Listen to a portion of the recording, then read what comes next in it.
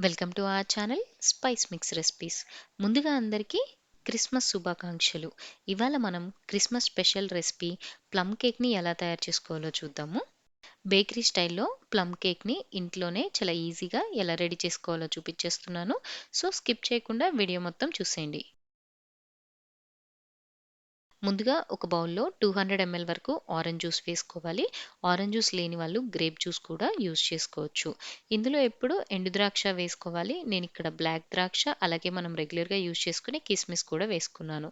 ఇందులోకే cut చేసి పెట్టుకున్న బాదం పప్పులు, జీడిపప్పులు, ట్యూటీ ఫ్రూటీ, అలాగే సన్నగా కట్ చేసి పెట్టుకున్న చెర్రీ ముక్కలు కూడా వేసుకుంటున్నాను. మీకు అందుబాటులో ఉండే డ్రై ఫ్రూట్స్ వేసుకోండి. ఒక 4-5 రకాల డ్రై ఫ్రూట్స్ వేసుకుంటే సరిపోతుంది. ఇదంతా ఒకసారి బాగా కలిపేసుకొని ఓవర్ నైట్ కానీ, లేదా మినిమమ్ ఒక 5 అవర్స్ పాటు ఈ డ్రై ఫ్రూట్స్‌ని ఆరెంజ్ జ్యూస్‌లో సోక్ చేసుకోవాలి.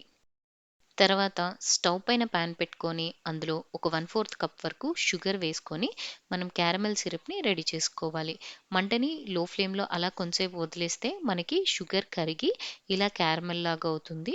ఇలా షుగర్ పూర్తిగా కరిగిన తర్వాత ఇందులో గోరువెచ్చని నీళ్లు కొద్ది కొద్దిగా యాడ్ చేసుకుంటూ కలుపుకోవాలి. కొంచెం కొంచెంగా వేసుకోండి. ఒకేసారి వేసుకోకండి.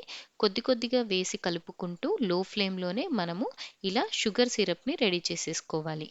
ఇలా బబుల్స్ వచ్చేంత వరకు మరిగించుకొని, తర్వాత స్టవ్ ఆఫ్ చేసేసి, క్యారమెల్ సిరప్ కొంచెం చల్లబడిన తర్వాత, మనం నానబెట్టుకున్నాం కదా డ్రై ఫ్రూట్స్, నేనైతే ఓవర్ నైట్ సోక్ చేసుకున్నాను. మీరు మినిమమ్ ఒక 5 అవర్స్ పాటైనా సోక్ చేసుకోండి. ఇప్పుడు మనం రెడీ చేసి పెట్టుకున్న క్యారమెల్ సిరప్ ఈ డ్రై ఫ్రూట్స్‌లోకి యాడ్ చేసేసుకొని, ఇదంతా ఒకసారి బాగా కలిపేసుకొని పక్కకు పెట్టేసుకోవాలి. తర్వాత ఒక మిక్సీ జార్ తీసుకొని మళ్ళీ అందులోకి ఒక 1/4 కప్ వరకు షుగర్ వేసుకోవాలి. ఇందులోకే ఒక 2 ఇలాచీ, ఒక 2 లవంగాలు, అలాగే ఒక ఇంచు దాల్చిన చెక్క వేసుకొని వీటన్నిటిని మెత్తగా ఒకసారి పొడి చేసుకోవాలి. ఇలాచీ, క్లోవ్స్ ఇంకా దాల్చిన చెక్క అయితే మిస్ చేయకండి. వీటి వల్లే ఈ కేక్‌కి మంచి టేస్ట్ వస్తుంది. తర్వాత ఇందులోకి కరిగించుకున్న బటర్ కానీ, లేదా ఫ్లేవర్‌లెస్ ఆయిల్ కానీ 1/4 కప్ వేసుకోవాలి. అలాగే 1/4 కప్ వరకు మిల్క్ కూడా వేసేసుకొని ఇదంతా మెత్తగా బ్లెండ్ చేసుకోవాలి. ఇప్పుడు ఒక పెద్ద మిక్సింగ్ బౌల్ తీసుకొని మనం బ్లెండ్ చేసుకున్న మిక్స్చర్ వేసేసుకోవాలి. ఒక జల్లెడ పెట్టేసుకొని ఇందులోకి ఒక కప్పు దాకా మైదా వేసుకోవాలి. ఇందులోనే ఒక 1 ½ స్పూన్ వరకు కోకో పౌడర్ వేసుకోవాలి. అలాగే ఒక స్పూన్ వరకు బేకింగ్ పౌడర్ వేసుకోవాలి. హాఫ్ స్పూన్ వరకు బేకింగ్ సోడా వేసుకోవాలి. కొద్దిగా సాల్ట్ కూడా వేసుకొని ఇదంతా ఒకసారి బాగా జల్లెడ పట్టేసుకోవాలి. కోకో పౌడర్ వేసుకుంటే కేక్‌కి మంచి కలర్, అలాగే చాక్లేట్ ఫ్లేవర్ వస్తుంది. మీ దగ్గర ఉంటే వేసుకోండి, లేదంటే స్కిప్ చేసుకోండి. ఇప్పుడు ఒక విస్కర్ కానీ లేదా స్పాచులా గానీ తీసుకొని ఇదంతా ఒకసారి బాగా మిక్స్ చేసుకోవాలి. కొద్దిగా గట్టిగా అనిపిస్తే కొంచెం కొంచెంగా పాలు యాడ్ చేసుకుంటా కూడా మిక్స్ చేసుకోవచ్చు. ఇప్పుడు ఇందులోకి మనం సోక్ చేసి పెట్టుకున్నాం కదా డ్రై ఫ్రూట్స్, అవి కూడా వేసేసుకొని ఒకసారి బాగా కలిపేసుకోవాలి. బాగా కలపాలని ఎలా పడితే అలా కలపకండి. ఒకే డైరెక్షన్‌లో కలపాలి, లేదా కట్ అండ్ ఫోల్డ్ మెథడ్‌లో అన్నా కలుపుకోవాలి.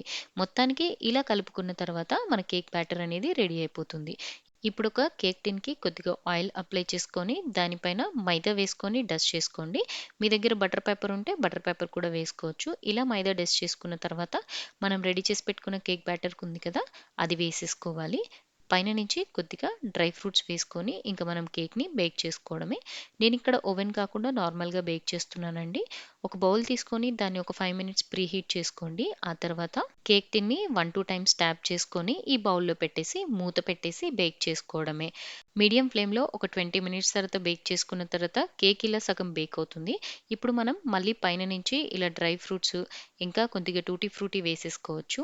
ఇలా వీటిల్ని గార్నిష్ చేసుకుంటే తినేటప్పుడు కొంచెం రోస్ట్ అయిన టేస్ట్ బావుంటుంది. అలాగే చూడ్డానికి కూడా బావుంటుంది. ఆ తర్వాత ఒక 25 మినిట్స్ లో ఫ్లేమ్‌లో బేక్ చేసుకోండి.